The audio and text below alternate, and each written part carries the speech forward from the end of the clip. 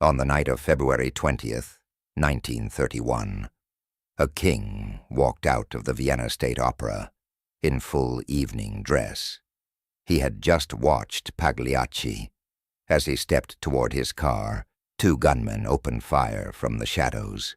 What happened next was unprecedented in royal history. The king drew his own pistol and fired back. Bullets flew across the steps of one of Europe's grandest opera houses. The king's aide-de-camp fell dead. A minister was wounded. The crowd scattered in panic, but the king walked away without a scratch.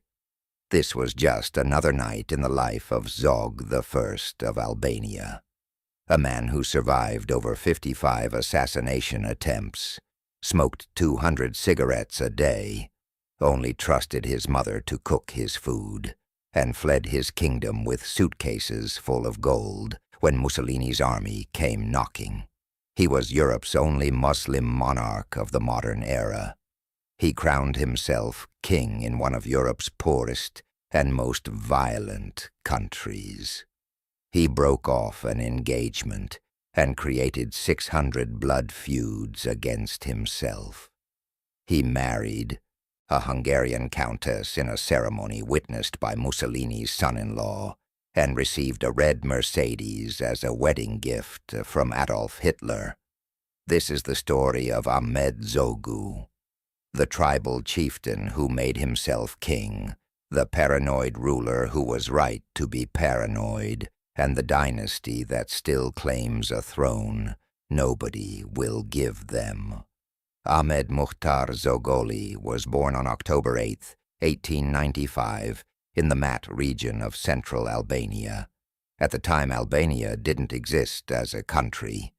It was a collection of mountain clans inside the crumbling Ottoman Empire, where loyalty to tribe and family mattered more than loyalty to any distant sultan. Zogoli's family were beys, aristocratic tribal chieftains who had governed the Mat region for generations. His father, Shemal Pasha Zogoli, was one of the most powerful men in the region. His mother, Sadije Toptana, came from another influential Albanian family. When his father died in 1911, the 16-year-old Ahmed became the head of his tribe. He was educated at Galatasaray College in Istanbul, one of the Ottoman Empire's most prestigious schools. But he returned to Albania in 1912, just as the country declared independence from Ottoman rule. It was a turbulent childhood. One historian described him as half-mountain warlord, half-modern politician. Albania's early years of independence were chaotic. The country had no history of unified statehood.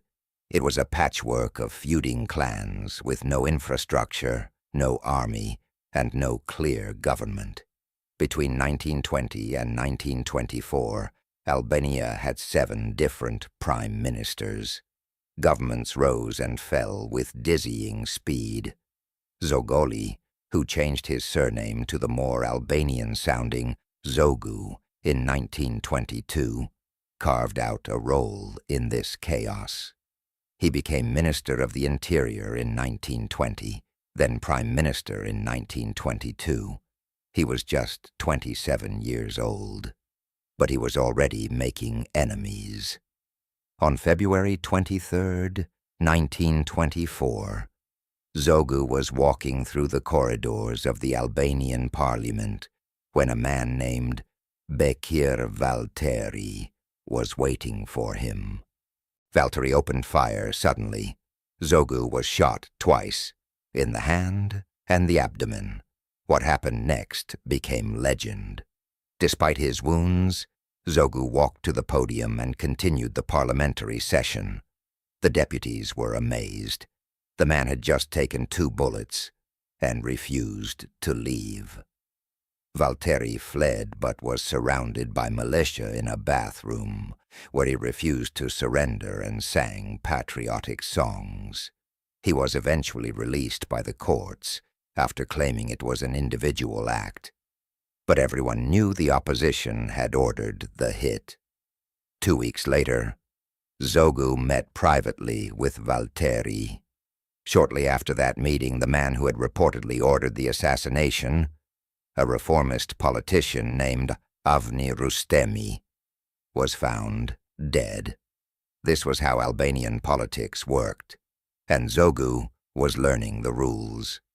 A few months later, in June 1924, a democratic revolution led by Bishop Fanoli drove Zogu into exile. He fled to Yugoslavia with 600 loyalists who seemingly finished. But Zogu was far from finished. In December 1924, he returned with an army, roughly 1,000 Yugoslav soldiers and White Russian mercenaries who had fled the Bolshevik Revolution. The democratic government collapsed. Zogu marched into Tirana in triumph. On January 31st, 1925, he declared Albania a republic and became its first president. He was vested with dictatorial powers. Civil liberties were suspended. The press was censored. Political opponents disappeared. But even absolute power wasn't enough for Zogu. On September 1st, 1928, he declared Albania a monarchy and crowned himself King Zog I, King of the Albanians. The coronation was a blend of Western pageantry and Albanian tradition. Zog swore his oath on both the Bible and the Quran, a gesture meant to unite the country's Christian and Muslim populations. He wore a military uniform covered in decorations. He carried a replica of Skanderbeg's sword, the 15th century Albanian hero who had fought the Ottomans. The Vienna Museum had refused to lend him the original. Other European monarchs were unimpressed. Zog had no royal blood. He had no connection to any established dynasty. He was a self-made king in the literal sense, a tribal chieftain who had declared himself royalty. But Zog didn't care about European approval. He cared about survival, and survival was a daily concern. By the time Zog became king, approximately 600 blood feuds existed against him. In Albanian tribal custom, blood feuds could last for generations. A slight to your family's honor could only be repaid with blood, and Zog had slighted many families. The most dangerous feud came from his own broken engagement. Before becoming king, Zogu had been engaged to the daughter of Şevket Bey Verlaci, a powerful political figure. After crowning himself, Zog broke off the engagement, apparently deciding he deserved a more prestigious bride. In Albanian tradition, this gave Verlaci the right to kill Zog, and he wasn't the only one with a grievance. Zog responded with extreme paranoia, which, given the circumstances, was entirely rational. He rarely made public appearances. He surrounded himself with guards from his own Mat clan. He trusted almost no one outside his immediate family. Most tellingly, he refused to eat any food not prepared by his mother, Sadije, who supervised the royal kitchen personally. He feared poisoning above all else, and he always carried a pistol. The assassination attempts came relentlessly. In 1927, a grenade was thrown at his motorcade. In 1931, the Vienna Opera shooting. In 1932, émigrés in Budapest plotted to kidnap him at a railway station. Guards surrounded him constantly. He rarely left the palace. Some attempts were documented in detail, others remain rumors. But the number, over 55 assassination attempts, was unprecedented for any head of state in modern history. Only Fidel Castro, with reportedly over 600 CIA plots against him, would later surpass him. Zog survived them all. Albania, under Zog, was desperately poor. It was the most impoverished country in Europe, with virtually no industry, widespread illiteracy, and epidemic levels of malaria. The country had almost no roads, no railways, and no money. Zog needed a patron. He found one in Benito Mussolini. Italy had long viewed Albania as a potential client state.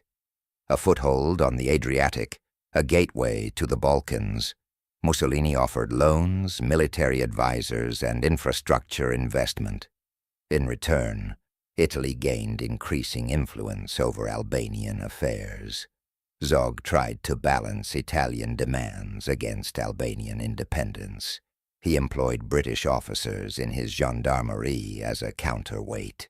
He resisted some Italian demands, but the relationship was fundamentally unequal. By the late 1930s, Albania was essentially an Italian protectorate in all but name. Yet in 1938, Zog did something unexpected. He opened Albania's borders to Jewish refugees fleeing Nazi persecution. While much of Europe was closing its doors, Albania, one of Europe's poorest and most isolated countries, offered sanctuary. It was one of the few acts of his reign that earned him unqualified praise from history. That same year, Zog got married. He had been looking for a bride for years, someone with enough noble blood to lend legitimacy to his self-made dynasty.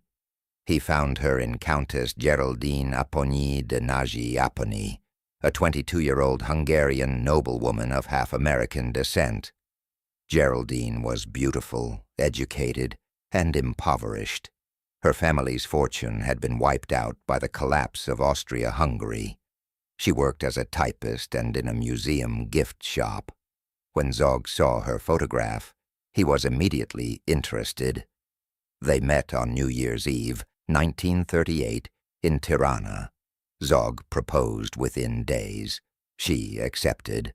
The wedding on April 27th, 1938, was a grand affair, or as grand as Albania could manage. Count Galeazzo Ciano, Mussolini's son-in-law and Italy's foreign minister, served as official witness. Adolf Hitler sent a red Mercedes-Benz 540K as a wedding gift. The ceremony was broadcast across Albania via Radio Tirana. Geraldine wore a white silk gown embroidered with pearls and diamonds. Zog wore his white military uniform. They cut the wedding cake with the king's saber. It should have been the beginning of a new era for the Albanian monarchy. Instead, it was nearly the end. On April 5th, 1939, Geraldine gave birth to a son, Crown Prince Leka. The birth was celebrated with a 101-gun salute and a military parade. The dynasty had an heir. 2 days later, Mussolini invaded. Italian forces landed on April 7th, 1939, Good Friday. The Albanian army, dominated by Italian advisors and equipped with Italian weapons, offered almost no resistance. The invasion was over in 5 days. Zog had expected this. He had been preparing for months, while Geraldine recovered from childbirth. The king's men had been quietly gathering gold from the National Bank of Tirana and Dura. Suitcases were packed.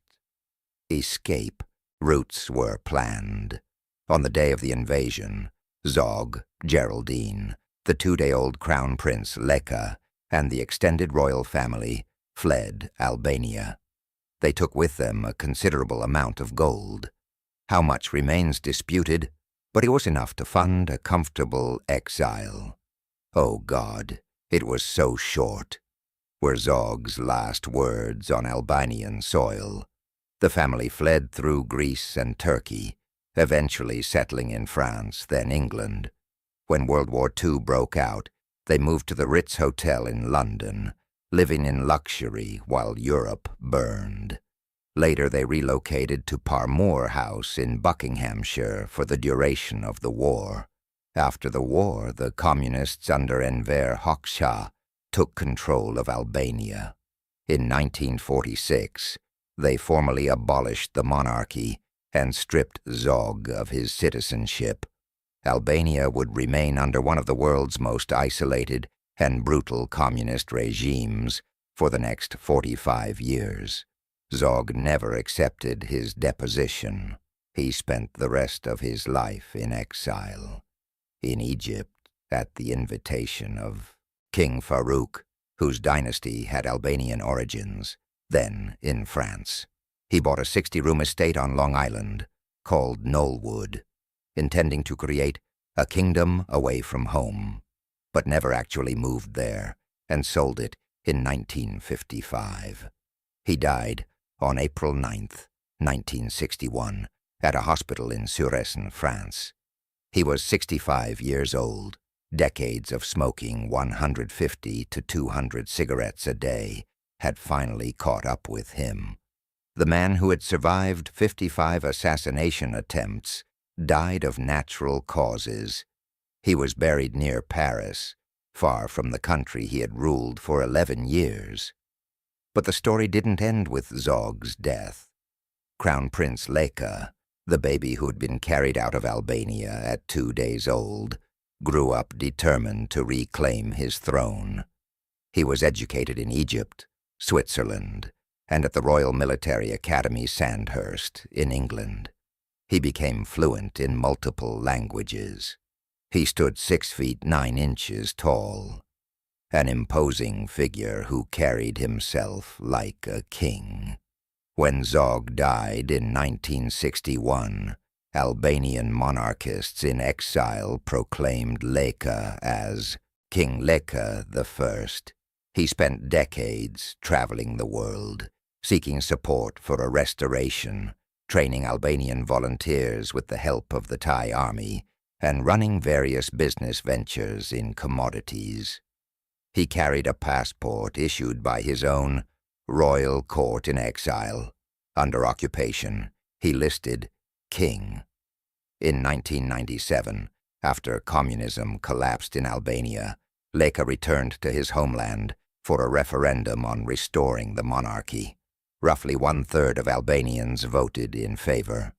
The referendum failed, but Leka claimed fraud. Protests erupted. Gunfire broke out. 1 person was killed. Leka fled the country and was tried in absentia for sedition. He was pardoned in 2002 and finally returned to Albania permanently. He died in Tirana on November 30th, 2011, at age 72. The Albanian government declared a national day of mourning and gave him a state funeral with full military honors. Today, the House of Zogu continues through Leka's only son, also named Leka, known as Prince Leka II. Born in Navastam, Johannesburg, South Africa, in 1982, where the South African government symbolically declared the hospital room Albanian territory. Leka II is the current head of the royal house. He graduated from Sandhurst, like his father and great-grandfather. He worked in Albania's interior and foreign ministries. He served as a political advisor to the Albanian president. In 2016, he married an Albanian actress named Ilaja Zaharia in a ceremony at the Royal Palace in Tirana, attended by Queen Sofia of Spain and other European royals. They divorced in 2024. In October 2025, Leka II announced his engagement to Blerta Celibashi, an Albanian photographer. Albania remains a republic. There is no serious movement to restore the monarchy, but the Zogu family has been rehabilitated.